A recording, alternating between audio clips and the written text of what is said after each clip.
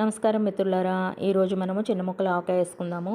ఇవి పంగినపిల్లకాయలు, ఇవి నిలవ పచ్చడి పనికిరావు, అందుకే చిన్న ముక్కలు వేస్తున్నాను. ఒక 2 కాయలు అయితే పీల్ తీసి పెట్టుకున్నాను, అవి కూడా చిన్న ముక్కలు కట్ చేసేసాను. ఆల్రెడీ ఈ 2 పీల్ ఉన్న కాయలు కూడాను చిన్న ముక్కలు కట్ చేసేసుకోవాలన్నమాట. ఇలా ముక్కలన్నీ కట్ చేసేసుకోవాలి. కట్ చేసేసుకొని ఇలా ముక్కలు రెడీ చేసేసుకోవాలి. ఇలా రెడీ అయిన ముక్కల తర్వాత మనము మెంతులు ఆవాలు తీసుకోవాలి. ఈ 2 గ్రైండ్ చేసేసి ఈ చిన్న గ్లాస్ తోటి ఒక గ్లాస్ ఆవాల పిండి, ఒక గ్లాస్ మెంతి పిండి తీసుకున్నాను.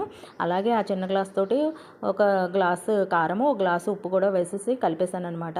నాకు ఆల్రెడీ మిక్స్ చేసుకొని ఉంచుకున్న కారపొడి ఉంది, అదే వేస్తున్నాను నేను. అందుకే మీకు ఇప్పుడు ప్రత్యేకంగా చూపించలేదు, అందుకే మీకు చెప్తున్నాను.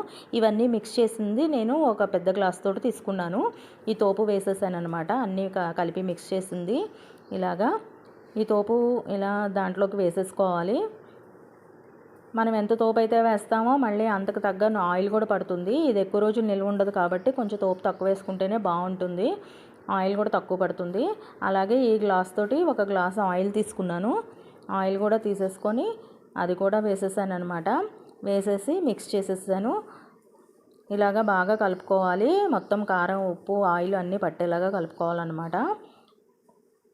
బాగా మిక్స్ చేయాలి, ముక్కకి అంతా పట్టాలి.